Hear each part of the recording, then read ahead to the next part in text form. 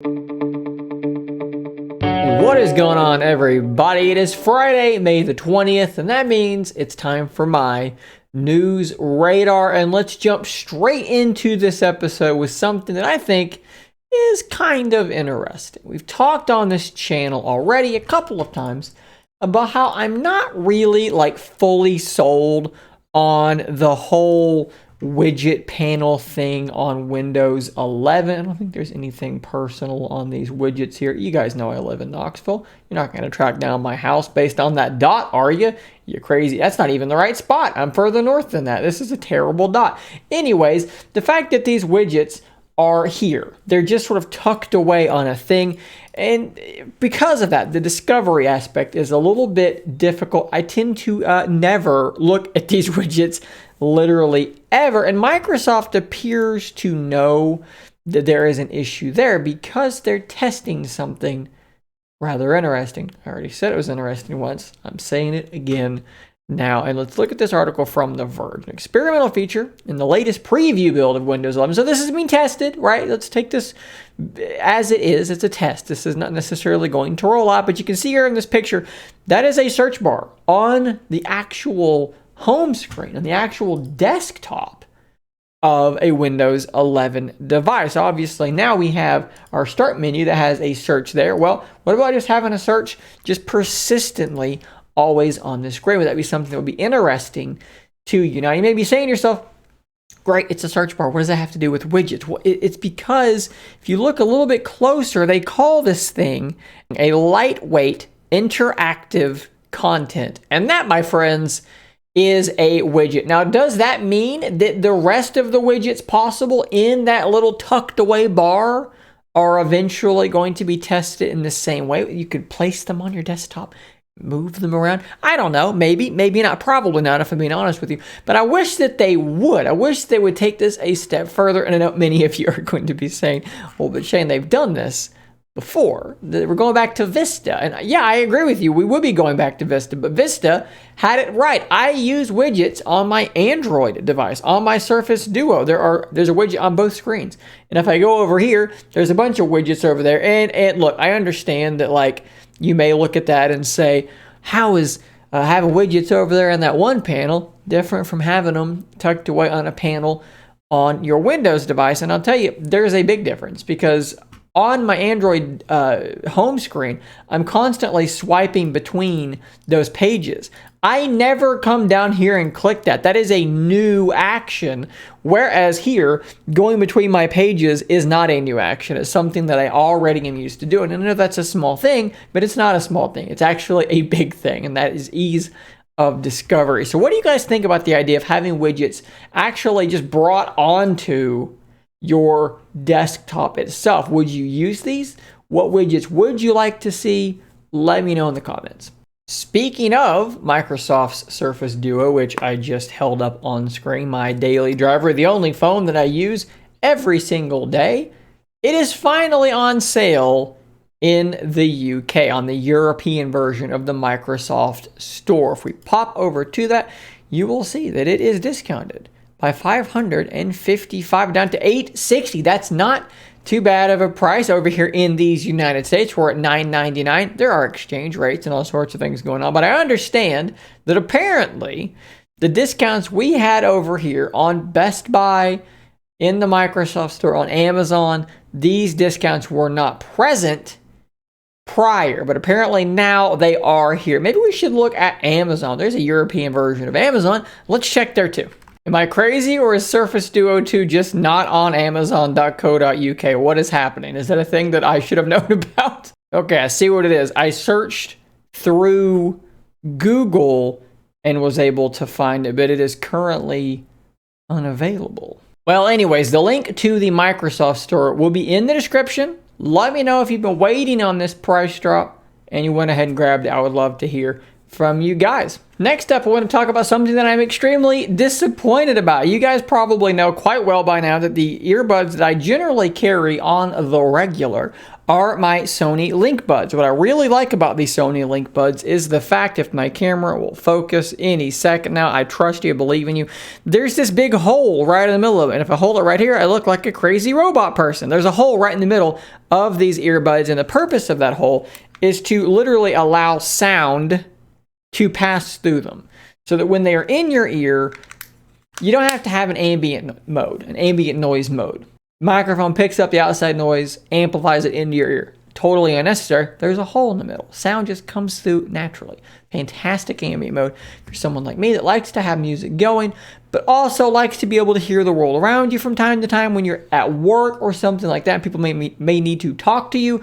They're fantastic for that. Well, Sony started talking about, these rumors, leaks about Sony making LinkBuds S, a new version of the LinkBuds. And in fact, I talked about them on this channel, and now they are official, but I'm disappointed here because when I talked about them, I saw this area here, this little vent, this little meshed area, and I thought, oh man, these are going to be normal earbuds that will go in your ear canal, but maybe that mesh covers up like a port that will let sound through, so you'll continue getting ambient sound properly, but they can do ANC now because maybe they can have a mechanism that like covers the hole or something like that, or maybe the ANC can be strong enough to overcome that hole being there. Well, now we know because they're official, they're $200, and honestly, they just should not be called LinkBuds because that's not what that is.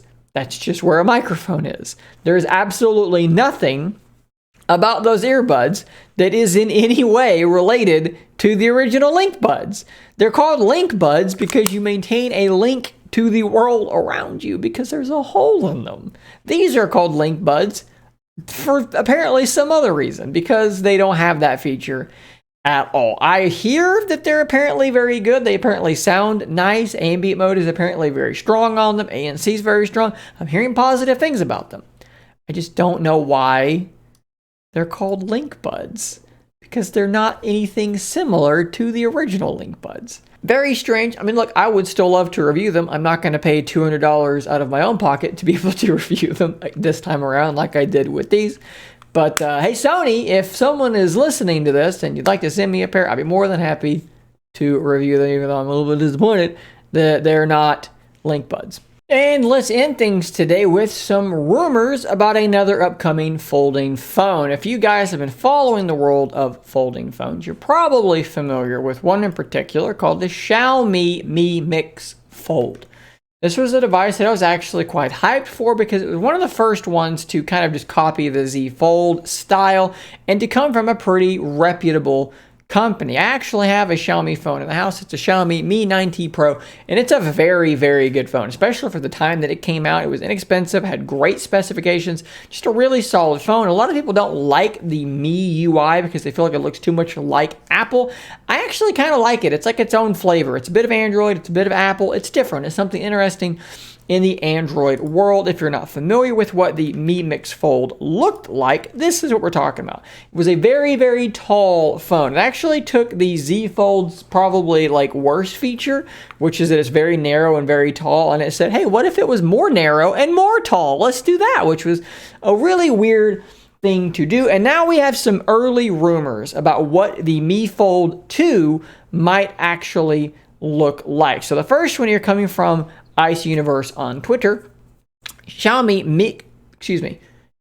Mix Fold 2 will be the thinnest and lightest of the inner folding mobile phones by the time of release. That is, first off, very, very interesting because you've already heard rumors that the Z Fold 3 is apparently going to be much thinner and much lighter. Well, Xiaomi might be trying to undercut them in that regard. Will be very interesting to see. The outer screen has been significantly improved, not a remote control style proportion. So evidently we're going to be dropping in some way this extremely narrow tall thing. To what degree? I don't know. Does that mean we're going all the way to Oppo Find In territory, which would place us here with a rather wide and short phone that opens up like this? I don't know what that means. Is that what he's hinting at, or does he just mean it's going to be better than it was more normal? It's really hard to say where we're going to be in regards to all of that. Now, moving on to another piece of information here coming from Ice Universe, this time on Weibo?